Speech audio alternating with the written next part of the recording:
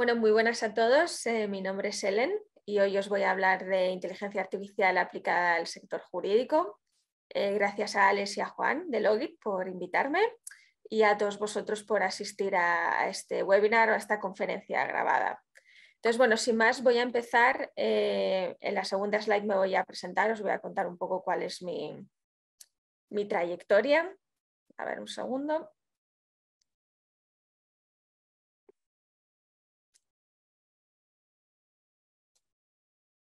Por lo tanto, como os comentaba, la presentación de hoy consiste, pues como podéis ver en el título, la inteligencia artificial ha llegado al sector legal y ahora qué.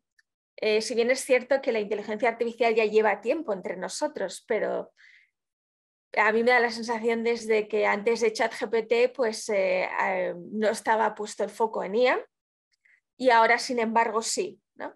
Desde que ha venido ChatGPT a nuestras vidas, pues se nota que no sé, que ha habido una especie de boom o quizás pues a raíz del miedo, ¿no? Del desconocimiento de cómo funciona la IA y un poco de ver que la IA pues ya es capaz de hacer texto coherente y eso implica que el sector jurídico, al tener nosotros, ¿no?, muchísima información en texto generada por, y también la generación de información, pues ahora se puede hacer con inteligencia artificial. Entonces, no habíamos visto esto antes de ChatGPT, pero sí que es cierto que bueno, pues que ya desde hace algún tiempo, antes de ChatGPT, podíamos estar viendo que algo iba a pasar, que algo iba a pasar en el sector de inteligencia artificial, que podría ser interesante para muchas profesiones como la nuestra.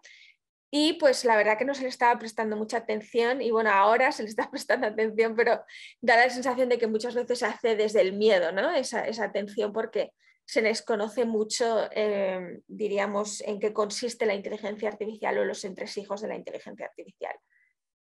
Y es precisamente a lo que yo me dedico a explicar. Yo hace como, bueno, yo estudié Derecho, pero siempre cuento que estudié Derecho por motivos muy distintos a los que luego me he acabado dedicando.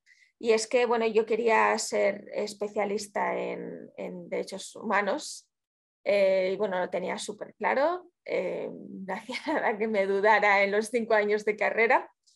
Y lo tenía bastante claro a lo largo de la carrera, hasta que, bueno, después de hacer el máster en Relaciones Internacionales, disciplina que me apasiona también, me fui a la India y allí me fui a la India por motivos también de derechos humanos, ¿no? Porque ya que iba a dedicarme a eso, pues consideraba que tenía que irme a un país muy distinto al España.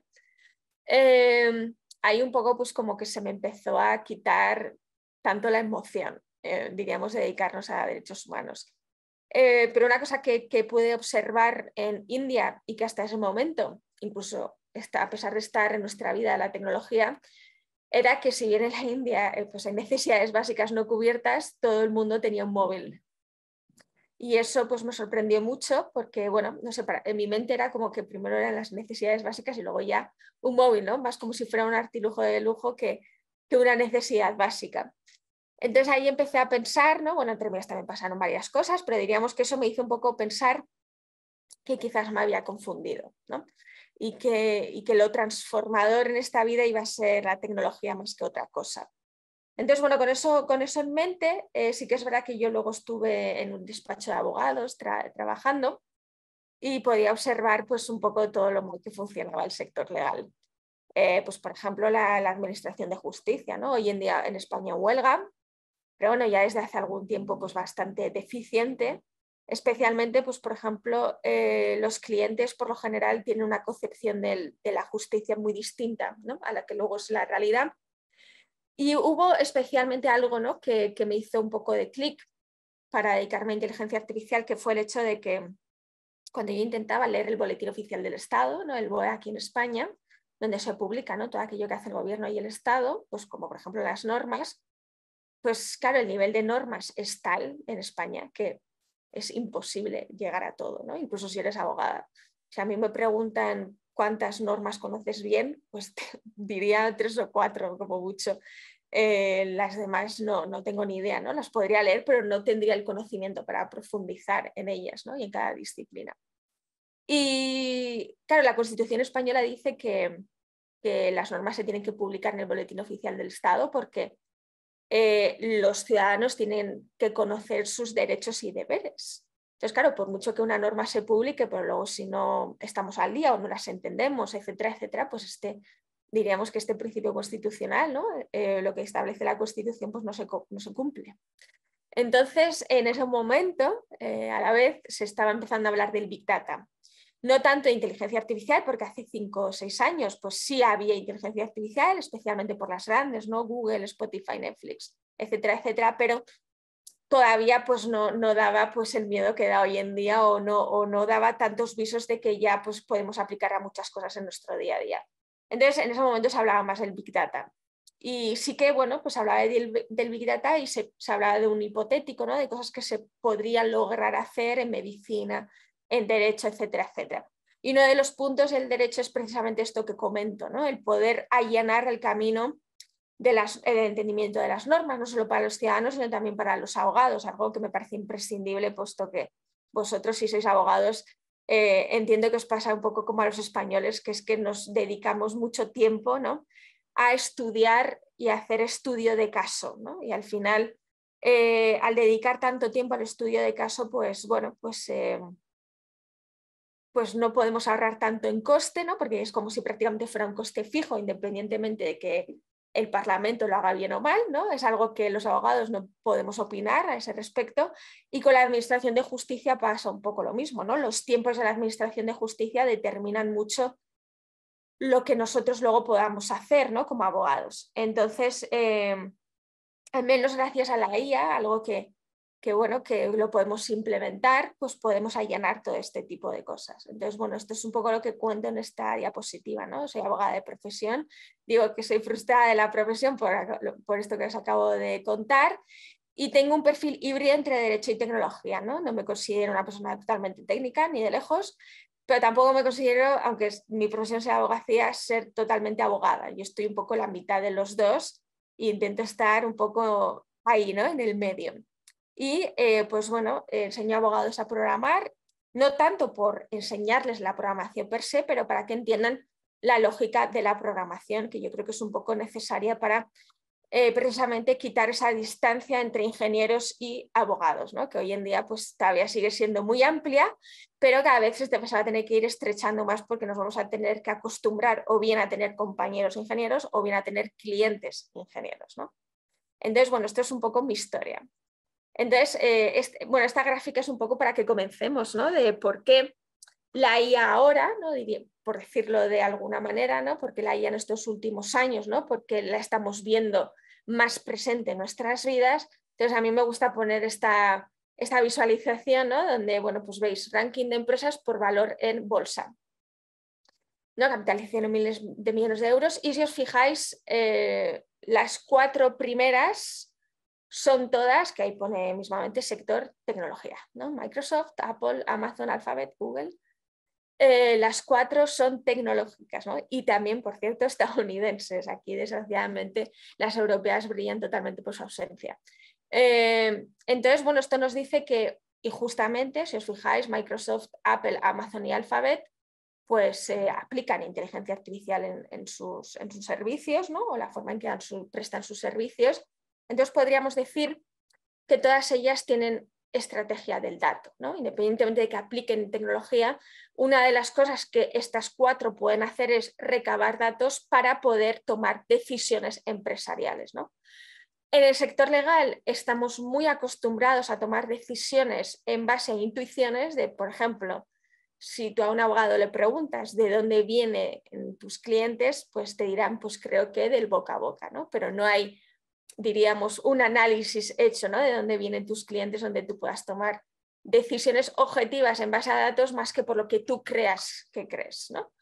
Entonces, diríamos que la IA estaría dentro de estrategia, pero como bien digo, es una estrategia, y la IA, al menos por ahora, es una herramienta para que nosotros seamos más eficientes. De ahí que yo muchas veces diga que no tiene sentido aplicar tecnología o inteligencia artificial si no tenemos hecho un análisis previo de, por ejemplo, cuál es nuestra información más crítica, ¿no? Que, por ejemplo, en un despacho de abogados, pues seguramente la información más crítica esté en los expedientes de nuestros clientes, ¿no?, y poder analizarla y tomar decisiones en base a esos datos y poder decir, bueno, pues a mí lo que más me conviene es esta tecnología o esta inteligencia artificial que me ahorraría el 40% del tiempo en hacer algo, ¿sí?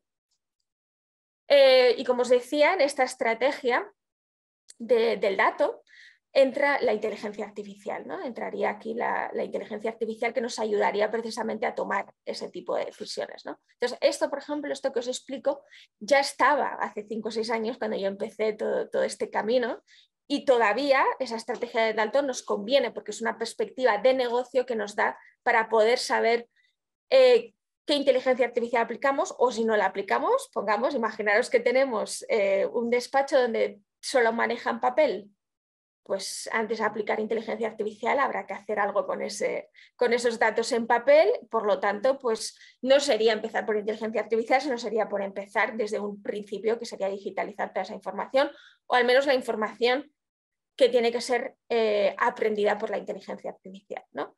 De ahí que os diga que la estrategia del dato es muy importante porque nos pone, ¿no?, en su lugar el sitio de la inteligencia artificial o estrategia que hagamos con cualquier tecnología en este caso. Os sonará que muchos despachos, porque en esto en España también pasa, y entiendo que por allí también pasa, por Latinoamérica, es que por lo general cuando un despacho mete tecnología, o sea, diríamos, o incorpora tecnología a sus servicios, ¿no?, o al menos para gestionar, por lo general lo hace por las tecnologías que están disponibles, la que le parece que es la más idónea, o porque el de al lado lo ha hecho, o porque, bueno, toca hacerlo, porque si no lo hago va a parecer que soy un despacho totalmente, ¿no?, conservador, o diríamos totalmente chapada a la antigua, ¿no?, porque ahora la tecnología pues es lo que está de moda. Entonces yo precisamente eso critico muchísimo porque si hacemos eso, sin ningún tipo de análisis previo, sin ninguna criticidad sobre el impacto que va a tener la forma que tú haces tu trabajo, no va a resultar beneficioso, ¿no? Y el resultado de no resultar beneficioso suele ser, por lo general, tener muchas desilusiones con la tecnología, ¿no? De, no entiendo por qué hace esto, uy, yo quería que hiciera esto otro y no lo está haciendo, ¿no? Y esto también alguna vez me ha pasado, ¿no? De la gente pues, que normalmente tiene una idea muy equivocada de lo que es tecnología y lo que puede hacer. Y eso se extiende también a inteligencia artificial, ¿no? En los años que llevo enseñando inteligencia artificial a abogados, la noción que se tiene de la inteligencia artificial es bastante equivocada. Por lo general, se sobreestima mucho lo que puede hacer hoy, ¿no?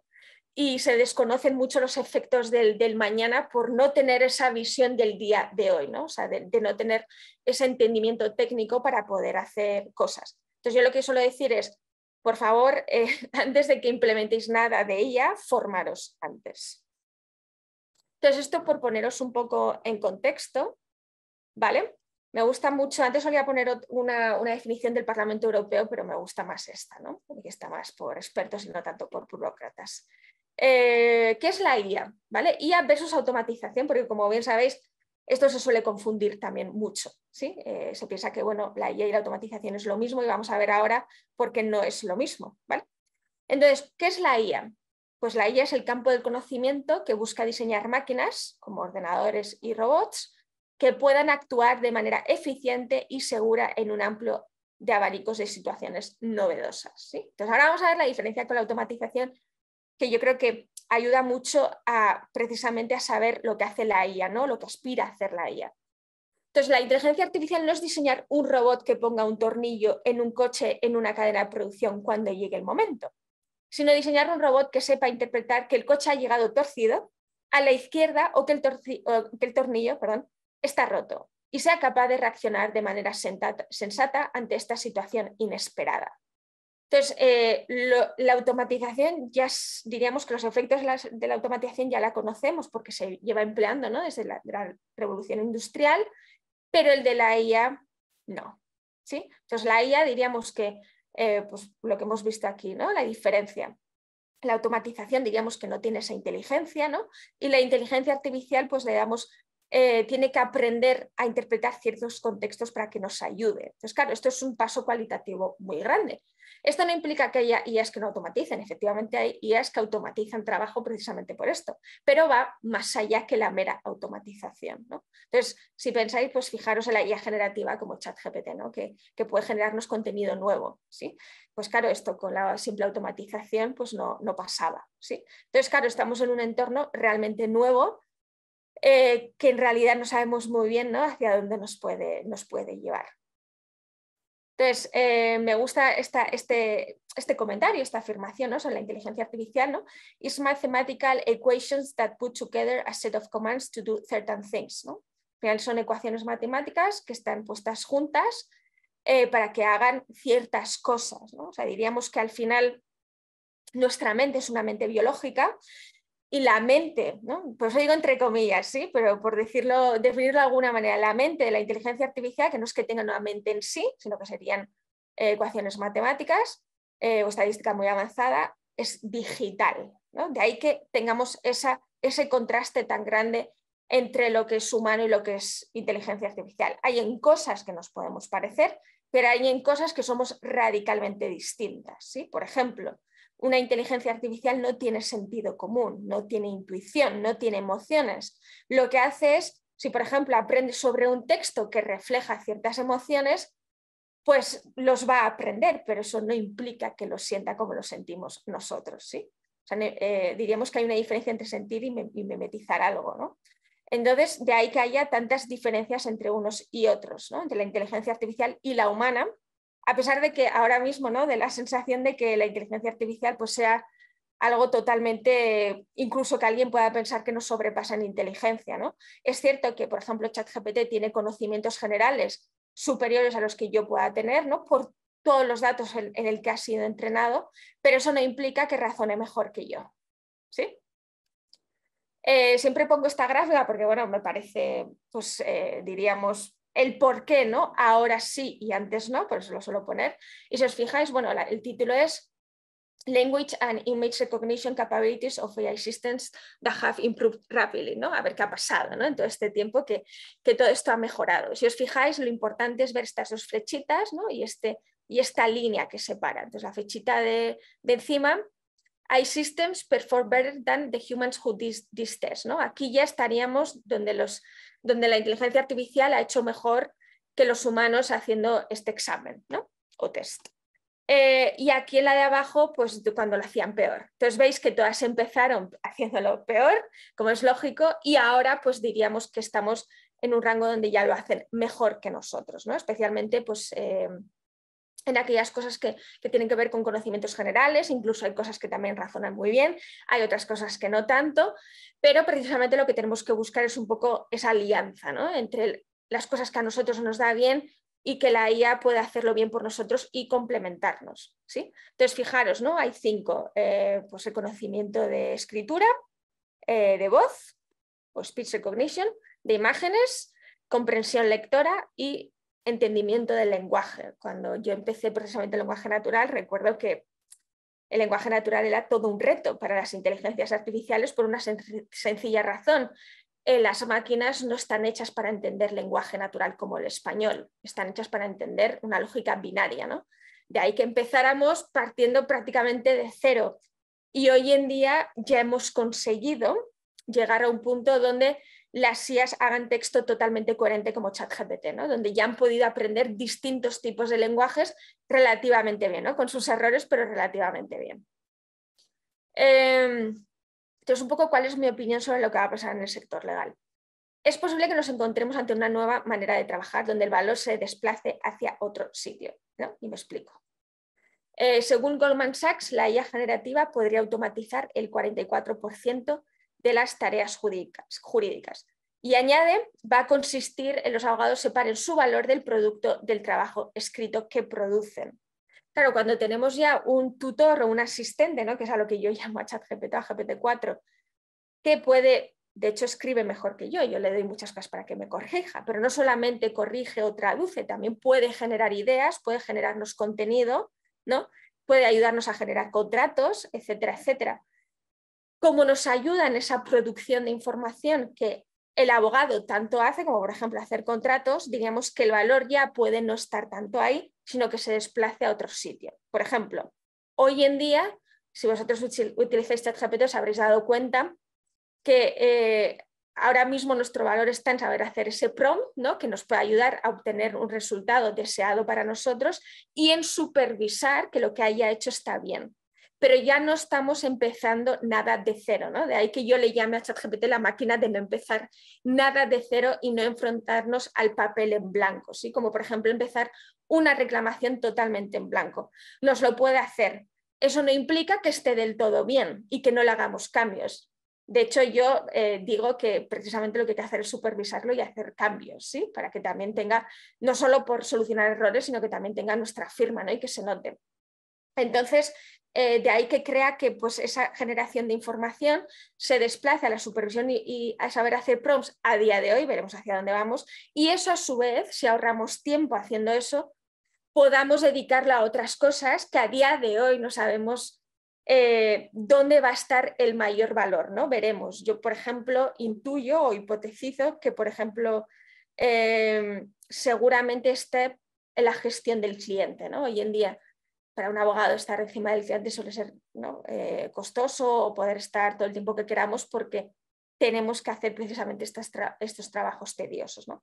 Por otra parte, yo creo que uno de los perfiles más afectados puede ser lo de los abogados juniors, ¿no? Pasantes o asistentes, ¿no? Legales, que nos ayudan precisamente en estas tareas tediosas, ¿no? Donde quizás antes hacían falta 5 juniors, ahora falten 2.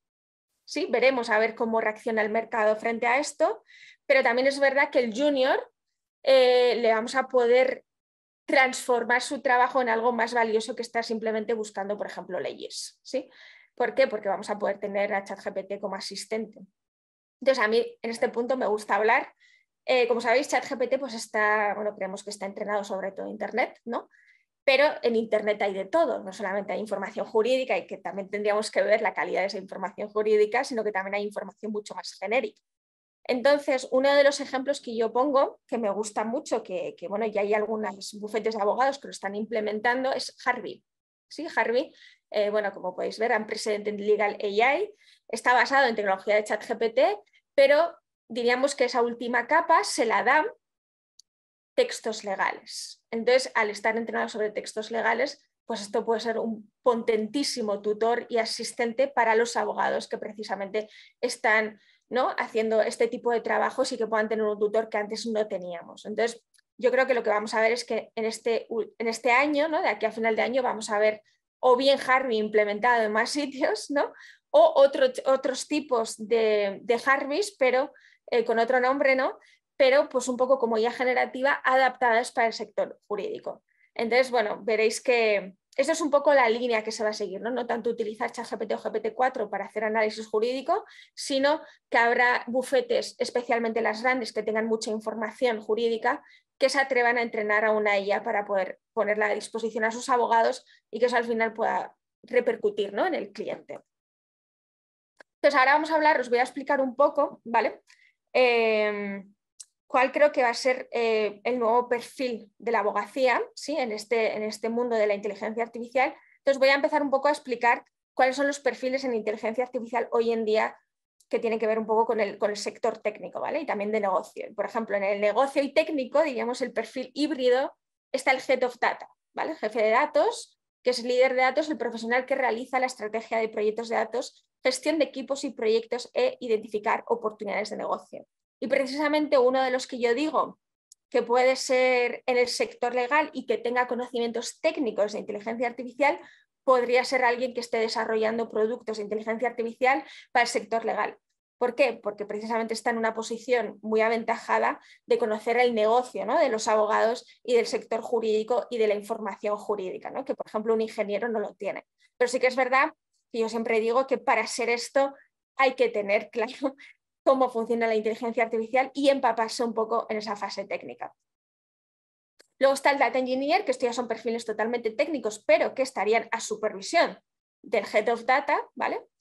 Por ejemplo, el Data Engineer se encarga de dejar en condiciones los datos al Data Scientist para que los pueda analizar. Que ahora vamos a ver quién es el Data Scientist, pero bueno, aquí como veis, pues digamos que el Data Engineer hace la preparación y el Data Scientist lo que hace es analizar esos datos y sacar valor de esos datos, ¿no? También crear y mantener infraestructuras de datos, creación y mantenimiento de pipeline de datos. Diríamos que se encargaría, ¿no?, de la infraestructura de guardar esos datos y mantenerlos actualizados, estructurados, etcétera, para que se pueda ser más fácil después analizarlos. El Data Scientist, el profesional que se encarga de analizar los datos con algoritmos de Machine Learning. Sabéis que el Machine Learning es, pues diríamos, es una disciplina de la inteligencia artificial, ¿no?, un subfield de la inteligencia artificial, para obtener valor de esa información, como os comentaba antes. También visualiza datos y también comunica esos resultados de datos, pues por ejemplo, imaginaos que estáis haciendo un proyecto de inteligencia artificial y lo ha hecho un data scientist, ¿no?, ese análisis, pero luego lo tenéis que presentar, por ejemplo, a inversores. Pues lógicamente tendréis que hacer, ¿no?, una especie de storytelling sobre cómo habéis llegado al punto en el que habéis llegado. Y el Machine Learning Engineer, especializado en software, en diseñar y crear sistemas de aprendizaje automático. Selecciona los algoritmos apropiados y mantiene el Machine Learning actualizado. Entonces, bueno, pues veis que pues, bueno, puede haber varios perfiles. Luego, por ejemplo, aquí no lo he puesto, pero puede haber otro perfil muy centrado en precisamente el lenguaje natural, que son los lingüistas computacionales, que enseñan a la máquina a que aprenda el lenguaje natural.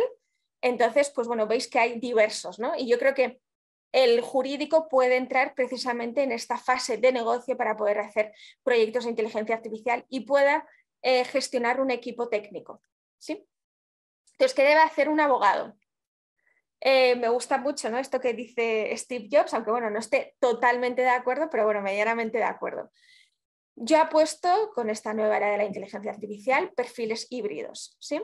Negocio, o sea, es decir, perspectiva de negocio de un jurista, que en principio ya lo tendría, y formarse en el ámbito técnico, ¿no? Entonces, por eso suelo poner esta frase de Steve Jobs. Everyone should learn how to code, it teaches you how to think, ¿no? Todo el mundo debería aprender a programar porque te enseña a pensar.